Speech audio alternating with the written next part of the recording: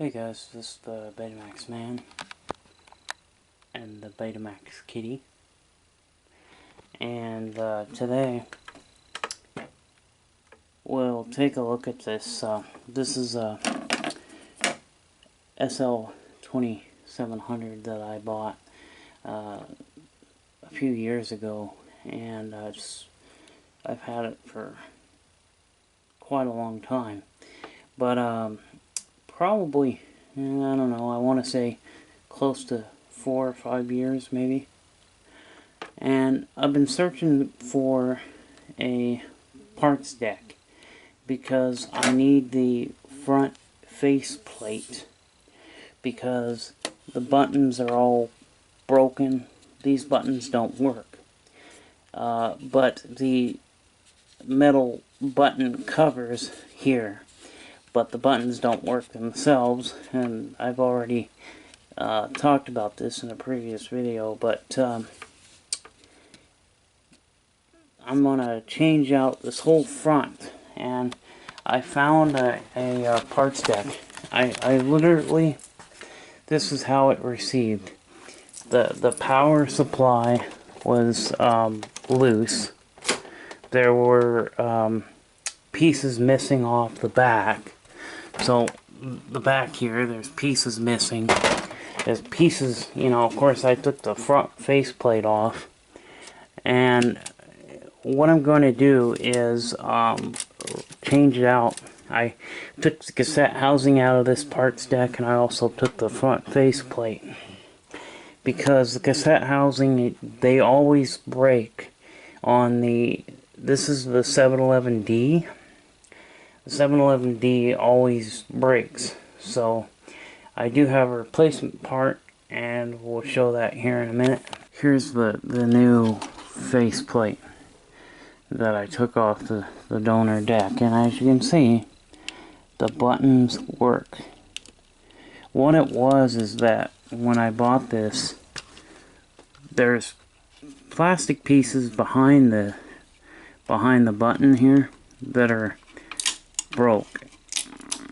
So I tried to at least glue the metal cover on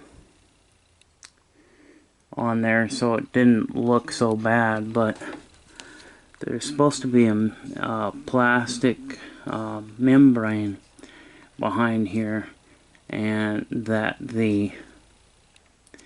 there's actually supposed to be some plastic pieces. There's supposed to be like a membrane in here, but also there's plastic pieces that push down far enough.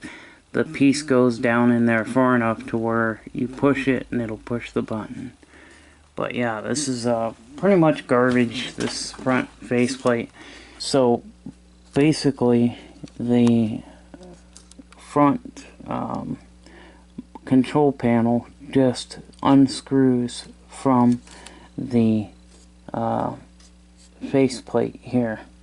So I thought maybe it was the circuit board buttons that might have been messed up in it, but come to find out it was just this plastic piece here, because we can actually pop the...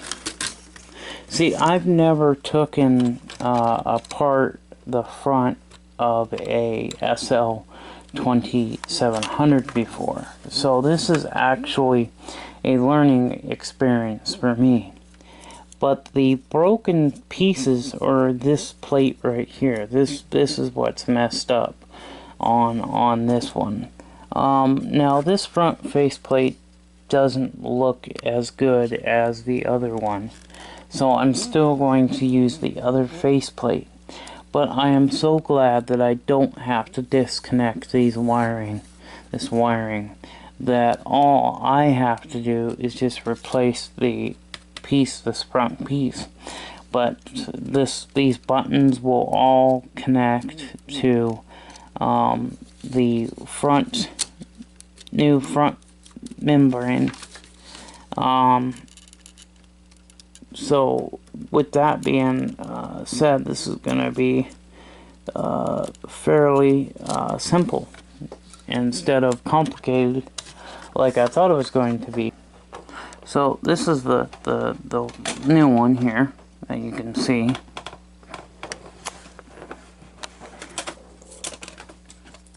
And look at these clear pieces in there. These clear pieces. That's what's missing on this. Is those pieces are completely missing. So let's get this back together. So now it's all back together. Check this out. All the buttons now work. Check that out. So, and the door is working. The door completely works. Let's go ahead and put in a movie I'm actually watching right now called Rambo. I'm watching it on HD DVD because I actually have this on Betamax. I have it on HD DVD. I also have it on Blu-ray because this is actually one of my favorite movies. And this is on a Sony cassette. So we'll go ahead and put it in. Play.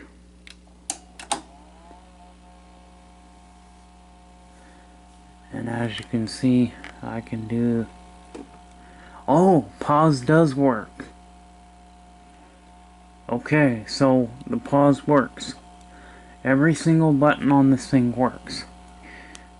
We can go forward.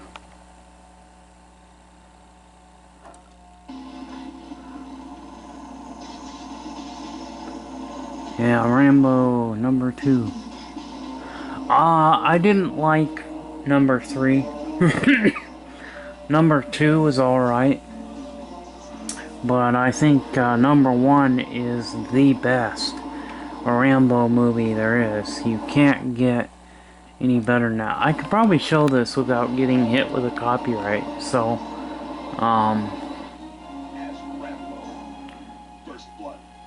so we can now, I can go rewind. And if I want, I can hit stop, hit play. Where I couldn't do that before on this, and now this machine is fully 100% operational. It does look like some of my LEDs have burned out. Or, let's see what happens with some of the settings, because there's a... there we go. So both of the VU meters are working now, and it's because of this switch. So if I turn it to the right, it only does one VU meter, or if you go to the left, it still only does one VU meter. But go down all the way to off. Whoops. Left and right. There we go. So it's now a different day. It's Sunday. And Saturday night, yesterday, I was working on this thing. And of course, I've changed out the buttons and the membrane that goes behind it. And I've changed the whole front faceplate. I've also put another door on, so this front face had a door that was in really good premium condition. And and then of course the parts deck, the donor deck, which is over there. I actually purchased that deck, and due to the fact that it was in such poor condition, nobody would buy it. Well, I bought it. I thought he would at least give me the top cover to it, but he didn't. but it had this front faceplate, which I swapped over, and which I'm glad I did, because now I have full function of my SL2700. This thing fully works 100% complete. No issues whatsoever.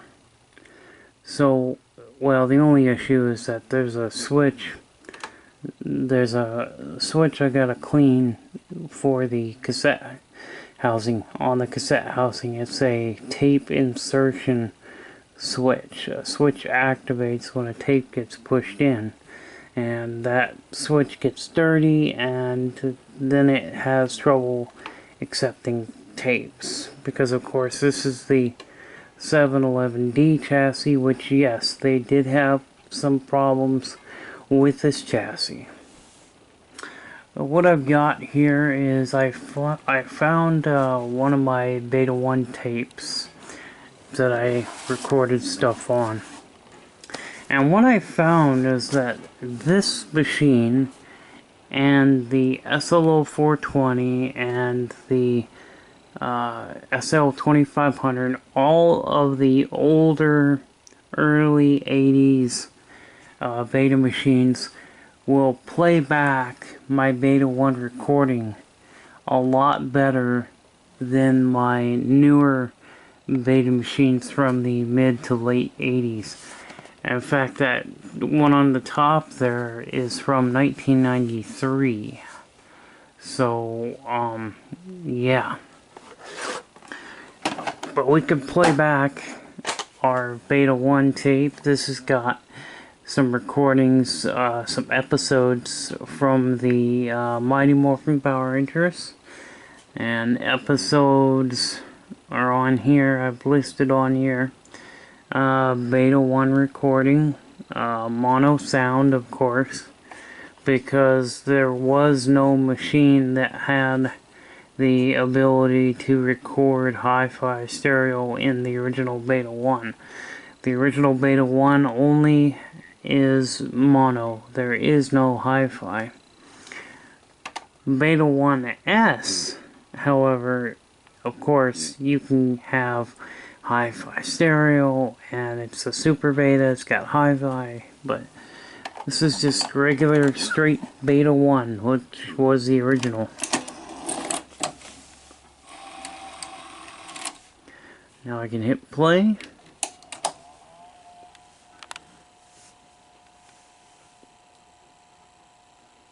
Gotta get to the recording.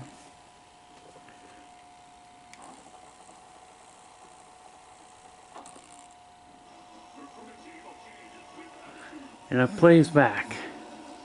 However, the tracking is just a hair off, so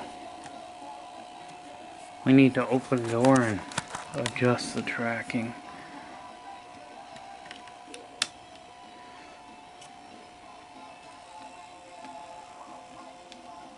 There we go. Now the tracking is actually dead center. It is completely dead center, which is what we want. And of course the stereo light goes out because this only has the mono sound. A lot of the pre-recorded movies, like we found out with my Rambo, a lot of the pre-recorded movies had both linear stereo and hi-fi stereo, and so this will play back both the linear stereo and hi-fi stereo. And of course, I'm wondering if this machine has the ability to record in linear stereo. I do wonder if this does have that feature. I don't know if it does, but if it has that feature, then there was no point in me buying an SLO 420. So, ooh, the tape's not in good shape right here. The tape's not happy right now.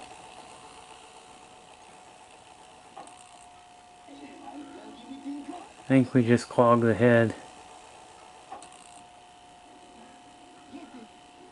Yeah, we just clogged the head.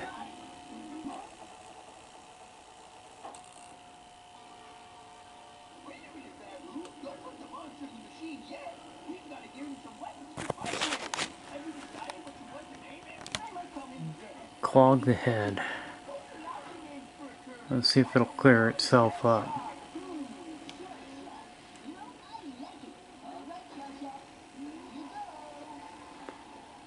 Probably have to open it now and clean it.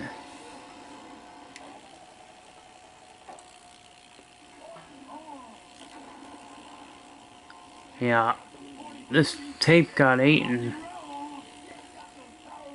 so that sucks. But it's not like I don't have this on DVD, so this is just a Beta 1 tape that I made. But it's got really good picture quality, and Beta 1 actually had better audio for better mono. Even though the audio is mono, Beta 1, the original Beta 1, had very good audio for being mono. And Beta 2 mono sucks compared to Beta 1 mono soundtrack. But the quality of the picture that you get from the original Beta 1 is slightly sharper than that of Beta 2. Now, the sharpness, this actually has 250 lines of resolution, because this is the original Beta 1. Beta 1S allowed you to get around 300 lines. Beta 1 Super High Band gave you around 320 lines. So Beta 1 Super High Band can look as good as Super VHS.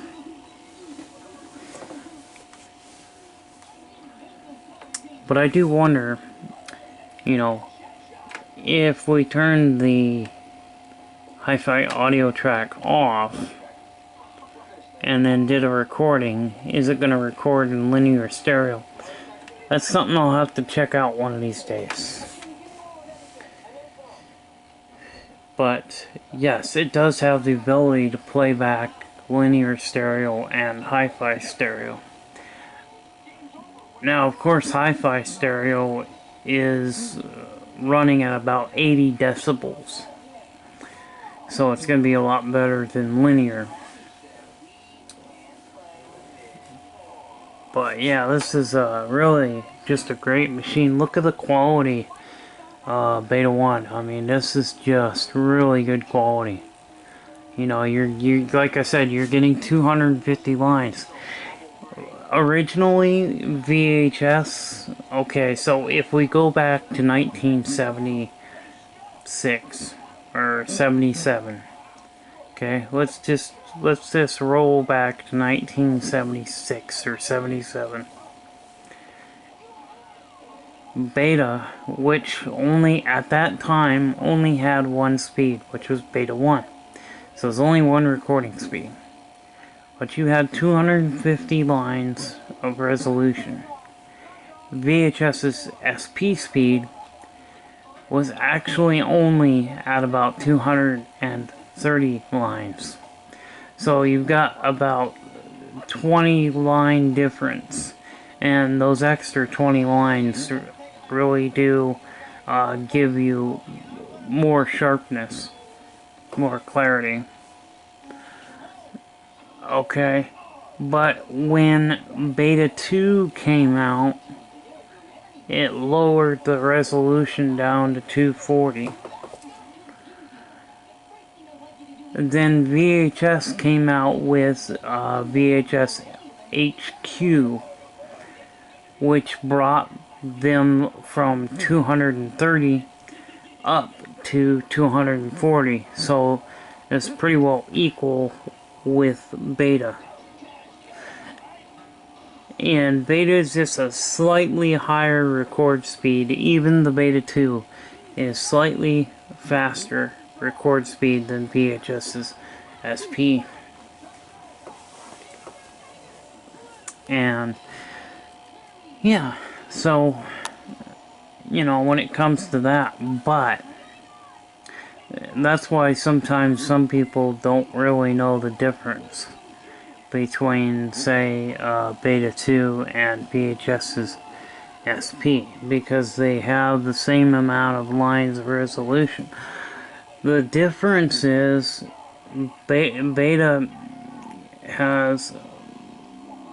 processes the chroma, which is your color, better. VHS had a lot of color noise, is what I'm going to call it. Okay? VHS has a really hard time reproducing color. Especially the color red, or, well, both of them suffer with recording, with the ability to record red or green. Those two colors are always the hardest, but you get color noise, meaning you get these little stripes of color in the screen with VHS that you don't get with Beta. Beta still has some, you know, a little bit of color bleeding, but it's not, that's what I want to say, color bleeding. So Beta doesn't have as much color bleed as VHS does. And VHS is not as sharp as Beta. It's pretty close, but it's not as sharp. Why was Beta had a better picture? Okay, faster recording speed. Even Beta 2 was faster than VHS's SP. The angle of the stripes that were recorded onto the tape were longer, and they were at a more of an angle, and the heads were larger, and it allowed Beta to put more detail and more clarity on the tape. And so that's why Beta had a better picture. Mainly it was because of the angle and the tape speed that the heads recorded, and the heads were of course larger. But that's why. But the average person sometimes cannot tell the difference between Beta 2 and VHS SP. Some people can't tell the difference. But one thing that people have noticed is that the contrast is a little bit better with Beta, as opposed to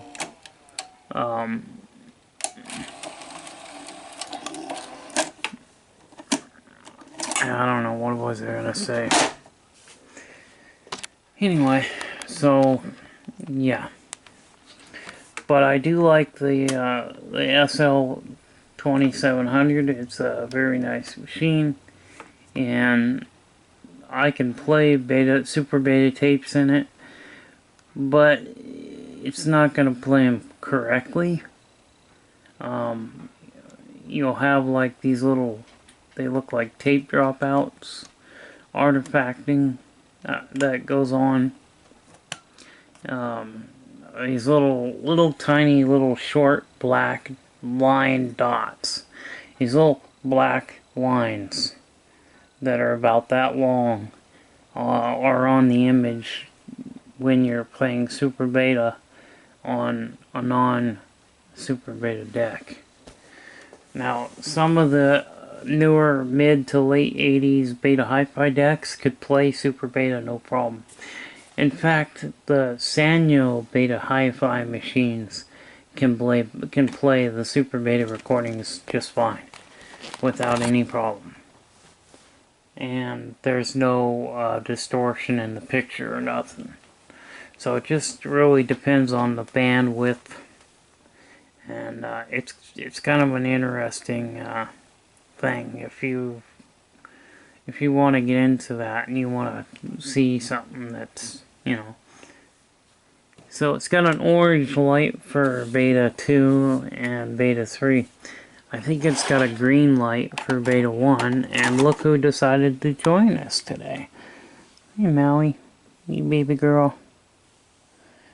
This is the Betamax kitty, and she loves to be with us. Yeah, don't you, Maui? Yeah. Yep, the Betamax kitty loves to be with us. Yeah. Anyway, but yeah.